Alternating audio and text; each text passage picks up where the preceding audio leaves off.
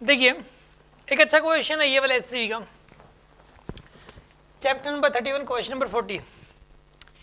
इस टाइप के क्वेश्चंस और भी मिल जाएंगे आपको, मतलब इस बुक में नहीं तो अलग अलग बुक्स में, अलग अलग टेस्ट पेपर्स में। एक जनरल एक अच्छा क्वेश्चन है, मतलब ठीक है। इसका जो कॉन्सेप्ट है वो बड़ा काम का है। A capacitor of capacitance 2 microfarad charged to a potential difference of 12 volt।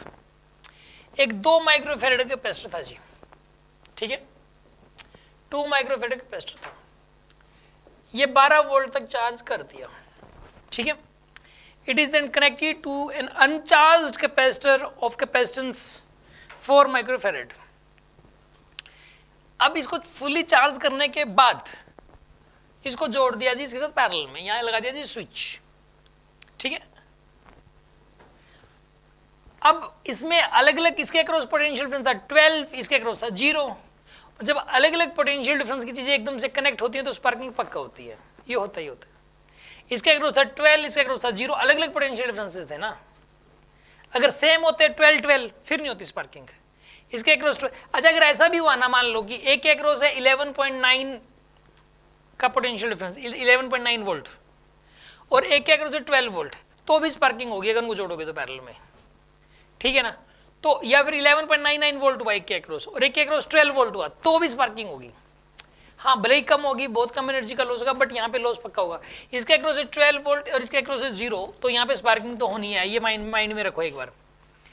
अब इसको the charge on each of the 2 capacitors after the connection, connection के बाद किस पे कितना चार्ज होगा, पहला क्वेश्चन। दूसरा एनर्जी स्टोर्ड कितनी होगी कैपेसिटर्स में, और तीसरा की heat produced during the charge transfer from the one, यानी कि स्पार्किंग में कितनी एनर्जी चलेगी। सीधी सी बात ये है, करते हैं इसको सॉल्व। पहले तो आप एक काम करो, पहले तो ये देखो कि इसमें चार्ज कितना था। CV का चार्ज था, सीधी सी बात है, अगर 12 वोल्ट की बैटरी से चार्ज करोगे तो CV का चार्ज ही आएगा। इसमें +24 माइक्रो कूलम्ब और इस पर -24 माइक्रो कूलम्ब में है ये, ठीक है ना। तो +24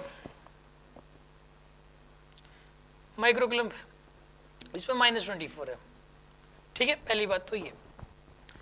अब देखो, अब एक और बात याद रखना, जब कैपेसिटर्स पैरेलल में कनेक्टेड हो ना, चाहे 2 हो चाहे 4 हो चाहे 10 हो, चार्ज कंजर्वेशन हमेशा ही लगा सकते हो आप, चार्ज तो हमेशा कंजर्व रहेगा। आप एक बात वजह से बंद कर दिया, इस पे चार्ज है 24 इस वाली प्लेट पे, और इस पे चार्ज है 0, मतलब आप है ना इस वाले पोर्शन को सोच लो, देखो आप इतने वाले पोर्शन को सोच लो आप।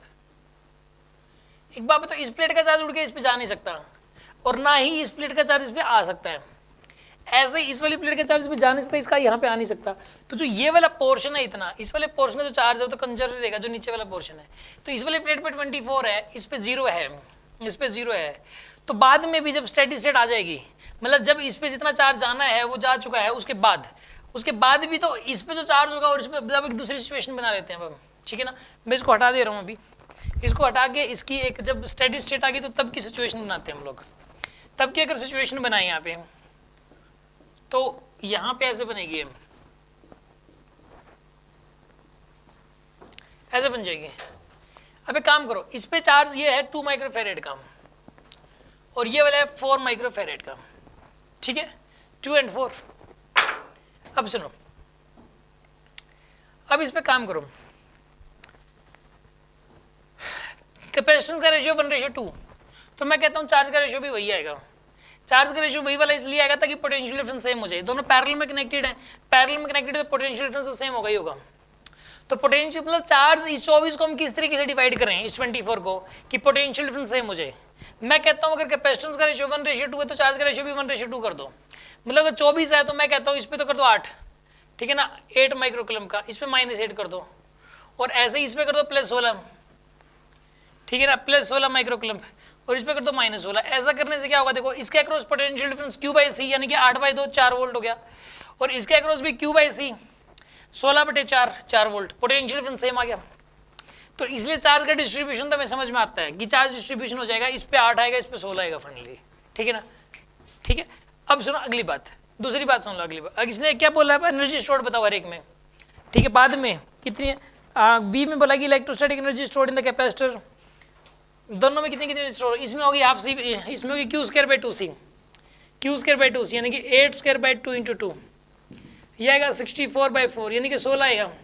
और मैं बताऊँ ये 16 माइक्रो में ही आएगा, माइक्रो जूल कैसे निकाला मैं बताता हूँ। देखो इसमें जो चार्ज वो माइक्रो कूलम्ब में है, तो माइक्रोकुलम का स्क्वायर कर रहे हो 10⁻⁻6 इंटू 10⁻⁻6 दो बार आएगा यहाँ पे, और नीचे सी कर रहे हो, नीचे सी स्क्वायर नहीं अकेला सी है, तो नीचे अकेला सी है तो नीचे माइक्रोफेरेड अकेला, मतलब उसको फेरेड में कन्वर्ट करने के लिए 10⁻⁻6 लगाओगे, एक 10⁻⁻6 से एक 10⁻⁻6 से बचेगा, तो एक 10⁻⁻6 तो फिर भी रह गया, तो इसलिए यहाँ पे माइक्रो में आएगा, माइक्रोजूल 16 माइक्रोजूल आएगी इसकी एनर्जी स्टोर्ड, और इसमें एनर्जी स्टोर्ड आएगी क्यू स्क्वायर बाई 2c, यानी कि 16 का स्क्वायर बाई 2 इंटू 4, यानी कि यहाँ पर आएगा 16 इंटू 16 बाई 8, तो यहाँ पे आएगा 32 माइक्रोजूल।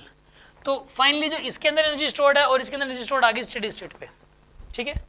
अब सुनो अगली बात, अब ये पूछा है कि इसमें लॉस कितना होगा, लॉस पूछा है यार, सीधी सी बात है, लॉस कैसे निकालते हैं हम लोग, स्पार्किंग में कितनी एनर्जी गई कैसे निकालते हैं, पहले जितनी एनर्जी थी और बाद में जितनी एनर्जी, उनका डिफरेंस ले लो, आप बात खत्म। इसमें पहले जितनी एनर्जी थी इसमें तो जीरो थी, इसके अंदर तो, इसके अंदर देख लो कितनी एनर्जी थी, वही थी टोटल जो भी थी, और इन दोनों की मिला लो, इन दोनों की मिला के बाद में तो कितनी है 16 + 32 48 माइक्रोजूल है टोटल, तो ठीक है ना। और यहाँ पे अब अकेले के पास कितनी थी वो देख लो, बाद में डिफरेंस ले लेना, इसके पास कितनी थी अकेले के पास, क्यू स्क्वायर बाई 2c, यानी कि 24 का स्क्वायर बाई 2c, 2 इंटू 2, यानी 24 इंटू 24 डिवाइडेड बाई 4,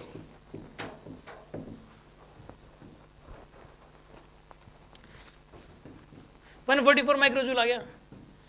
अब इस 144 में से 48 घटा दो, ठीक है, 144 में से 48 घटाओ कितना आएगा 96 आ रहा है क्या, 96 माइक्रोजूल, इतनी लॉस में चली गई, इतनी स्पार्किंग में गई, ठीक है ना। एक अनचार्ज एक चार्ज कैपेसिटर हो, अगर इस तरीके से कनेक्ट करें तो स्पार्किंग में कितनी जाएगी, ये निकालने का तरीका हमेशा ये होता है कि पहले वाली देख लिया करो, बाद वाली देख लिया करो, डिफरेंस ले लिया करो, ठीक है।